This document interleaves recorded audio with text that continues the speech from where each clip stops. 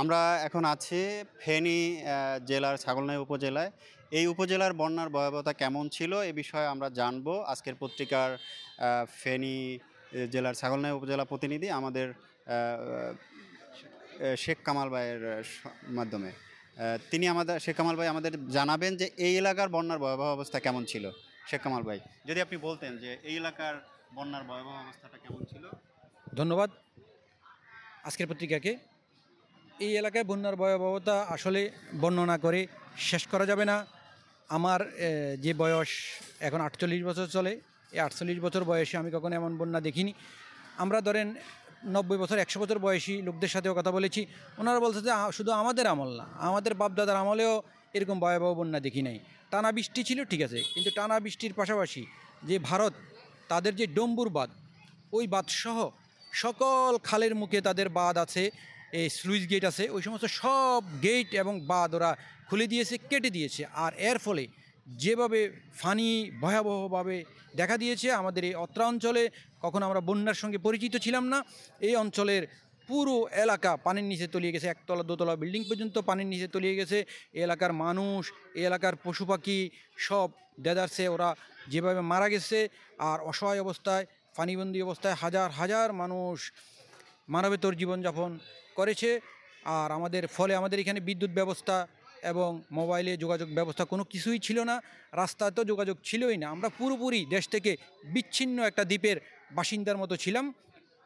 পরবর্তীতে বিষয়টা জানার পরে সরকার সেনাবাহিনীর মাধ্যমে, বিমান বাহিনীর মাধ্যমে হেলিকপ্টার ব্যবহার করে এই দুর্গত এলাকার যারা পানিবন্দী ছিলেন তাদেরকে উদ্ধার করেছেন, এবং যারা খাদ্যের অভাবে কষ্ট করছিলেন তাদেরকে খাদ্য সরবরাহ করেছেন, এবং যারা অসুস্থ ছিলেন তাদেরকে এখান থেকে হেলিকপ্টার যোগে সিএমএস হাসপাতালে নিয়ে চিকিৎসার ব্যবস্থা করেছেন। এবং সারা দেশের মানুষ হুমড়ি খেয়ে পড়েছিল এই আমাদের এই অত্র অঞ্চলের বন্যা দুর্গত মানুষের পাশে।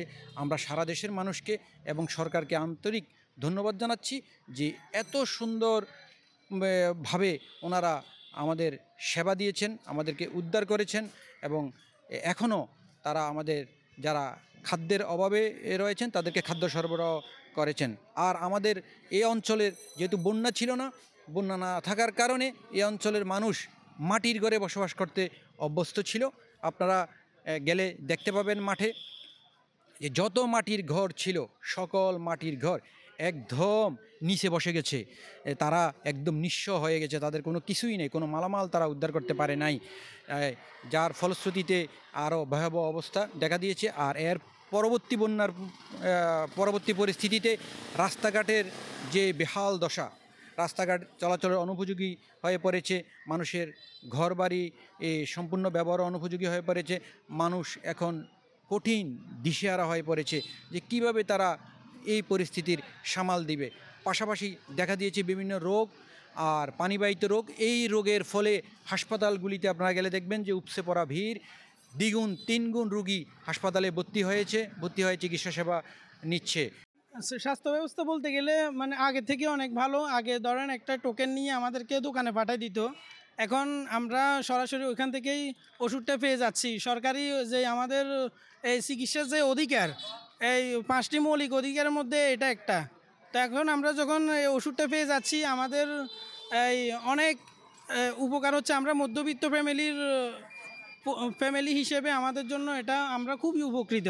আমাদের চিকিৎসা মানে যে টিমটা আছে, হ্যাঁ, ওনারা সবসময় বন্যা দুর্গত এলাকায় বন্যা দুর্গতদের পাশেই ছিল, এখনও আছে দেখতেছি। আলহামদুলিল্লাহ, আমরা তাদের জন্য মঙ্গল কামনা করি। আমাদের প্রথম সমস্যা দেখা দিয়েছে, এখন হসপিটালে প্রচুর রোগী, বন্যা পরবর্তী প্রচুর হাসপাতাল, বিশেষ করে ডায়রিয়া রোগীর সংখ্যা অতিরিক্ত বেড়ে গেছে, এবং সাথে যোগ হয়েছে সাপে কাটা রোগী। প্রচুর সাপে, আমাদের পর্যন্ত অ্যান্টিভেনাম মজুদ থাকে, আমরা এই ধরনের কোনো সমস্যা ফেস করিনি।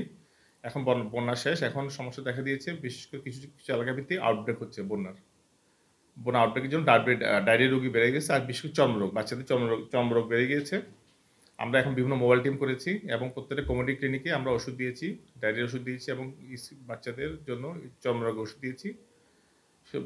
বিশুদ্ধ ডায়রিয়া রোগের জন্য প্রথম সেবা পায়, এবং পানি বিশুদ্ধকরণ ট্যাবলেট প্রত্যেকটা গ্রামে আমরা পানির বিশুদ্ধকরণ ট্যাবলেট আমাদের স্বাস্থ্যকর্মী সহায়তায় এবং ইউনোমদের সহায়তায় আমরা পানি বিশুদ্ধকরণ ট্যাবলেট দিয়েছি, এখন আমাদের মোবাইল টিমের সাথে বাংলাদেশ সেনাবাহিনীর মোবাইল টিম চালু আছে। ওরা প্রত্যেক এলাকা ভিত্তিক আমরা স্বাস্থ্যসেবা দিচ্ছি, যে মানুষদের স্বাস্থ্যসেবা পায় এবং বিশেষ করে পানীয় ফুটি পান করে।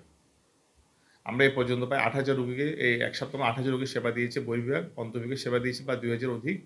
এবং এই অন্ধকার কারেন্ট চলে যাওয়ার সময় আমরা মোমবাতি জ্বালিয়ে আমরা 100 মানে নর্মাল ডেলিভারি করেছি।